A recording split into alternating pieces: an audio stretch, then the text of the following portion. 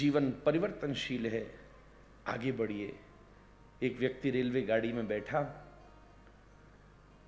3-4 लोग बैठे थे भैया, बड़ी दोस्ती हो गई। इंदौर आओ तो कभी आना, कार्ड ले लो, टिफिन है, बढ़िया पोहा लाया हूँ, खाओगे? हाँ हाँ। चली, थोड़ी ट्रेन आगे बढ़ी, दोस्ती गजब हो गई थी।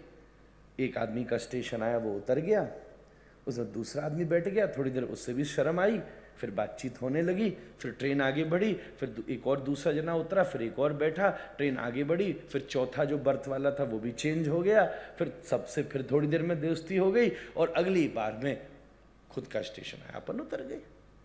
बस इतना ही है, और ज्यादा कुछ नहीं है। ये जीवन की यात्रा शुरू हुई, हमारे साथ भी कम से कम 4 सहयात्री तो थी, ज्यादा भी हो सकते पर 4 तो थी। 4 मानो, दादा दादी माता पिता। यात्रा शुरू हुई, बड़ी जोर से रोया बच्चा। ट्रेन आगे चली, दादा का स्टेशन आया, दादा उतर गए, पत्नी रूपी नया सहयात्री मिल गया। दादी का स्टेशन आया, दादी भी उतर गई, पुत्र रूपी नया सहयात्री मिल गया। माता का स्टेशन आया, माता भी उतर गई, पुत्र वधु रूपी नया सहयात्री मिल गया। पिता का स्टेशन आया, पिता भी उतर गए, पौत्र रूपी नया सहयात्री मिल गया। आपका स्टेशन आया, आप भी उतर जाना महाराज। उतरना ही होगा महाराज, नहीं उतरेंगे तो धक्का देकर उतारा जाएगा किसी समय पर। यात्रा की टिकट जितनी कटी है, चलना तो उतना ही पड़ेगा महाराज। सावधान रहिए, पर ज्यादा सीरियस होने की जरूरत नहीं महाराज। आनंद करो, जीवन बड़ा बहुमूल्य है। और आनंद जब ही आता है जब पूरी पिक्चर पता हो। जो बीच में बैठा था ना मैं भैया, तभी आनंद ले सका। क्योंकि जब मैं इधर बैठ जाऊं और कलाकार दिखे, तो दर्शक मुझसे कहेंगे तुमको क्या पता, यहां के देखो तो सही, तुम जंगलों में डोल रहे हो, तुमको क्या पता है जब सुविधा होती है तो जीवन में क्या आनंद आता है। और फिर कई बार ये भी हो जाता है, अरे ये तो सब बैरागी हो गए। वन साइड पिक्चर देखने में पूर्णता नहीं मिलती। उधर बैठोगे तो केवल कलाकार दिखेगा, न कठपुतली दिखेगी, न दर्शक दिखेंगे। इधर बैठोगे तो केवल कठपुतली दिखेगी, दर्शक दिखेंगे, कलाकार नहीं दिखेगा। पर मध्य में बैठ गए तो कलाकार भी दिखेगा, कठपुतली भी दिखेगी, दर्शक भी दिखेगा, और फिर उसका आनंद आएगा महाराज। मैं तो समाधि तक पहुंच गया था। बीच मर बैठकर देखना लीला है।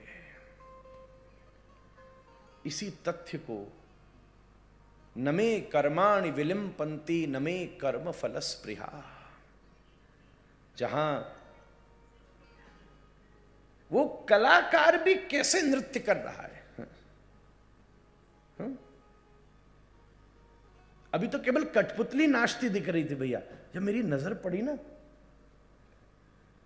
तो कठपुतली के साथ पीछे खड़ा कलाकार भी नाच रहा था। ऐसे ऐसे उंगली करता, कभी ऊपर करता, कभी नीचे करता, कभी मुंह टेढ़ा मेढ़ा घुमाता, कभी एक कदम पीछे आता, जो उसको 2 जने चढ़ाने होते थे। फिर मैंने देखा इधर वाली उंगली में सांप बंधा हुआ था, इधर वाली उंगली में रानी बंधी हुई थी। अब सांप नीचे रखना था और रानी ऊपर करनी थी, तो तुरंत उसने मुंह से पकड़ा डोरी और खींचा पीछे, कमर कर दी पीछे, सांप नीचे ही रहा और रानी ऊपर आ गई। तो आनंद मुझे इसलिए आ रहा था कि मैं कठपुतली भी नाचती देख रहा था और उसके साथ नाचते हुए कलाकार को भी देख रहा था। जिस दिन इस धरती के ऊपर आप जीवों को भी देखते हो, नाचती हुई दुनिया को भी देखते हो और नाचते हुए कृष्ण को भी देखते हो, उसी दिन तो लीला का प्राकट्य होता है। अभी इस समय कैसी है दुनिया? कठपुतली तो दिख रही है, दर्शक तो दिख रहे हैं, कलाकार नहीं दिख रहा महाराज। पर जिस दिन वृंदावन में घूम रहे श्याम सुंदर दिव्य अपनी लीलाओं का प्रकाश कर रहे हैं, जो मैंने कल हमने आपने सबने बैठकर सुनी। प्रभु जब प्रकट हो जाते हैं तब केवल लीला होती है, दुनिया में कुछ भी हो जाए उसका नाम घटना, तीर्थ धाम में कुछ भी हो जाए उसका नाम लीला। महाराज यहां जो हो बोले किसने किया, बोले महाकाल ने किया भाई। वृंदावन में जो भी हो किसने किया, बोले ठाकुर जी ने किया, राधे राधे। रिक्शा वाला भी बोले राधे राधे, किसी को पुकारना हो तो भी राधे राधे, गुस्सा भी हो जाओ हे राधे। सब काम में एक ही काम। जहां कठपुतली, दर्शक और कलाकार तीनों दिखने लग जाएं, उस दिन आपकी जीवन भी लीला हो जाएगी महाराज। संत की जीवन लीला होती है क्योंकि वो तीनों देख लेता है महाराज, नाचती हुई कठपुतलियों को भी, खड़े हुए हम जैसे दर्शकों को भी, और इस लीला को करने वाले पीछे खड़े कृष्ण को भी महाराज। इसलिए तो संत लीला में रहता महाराज सदा सदा।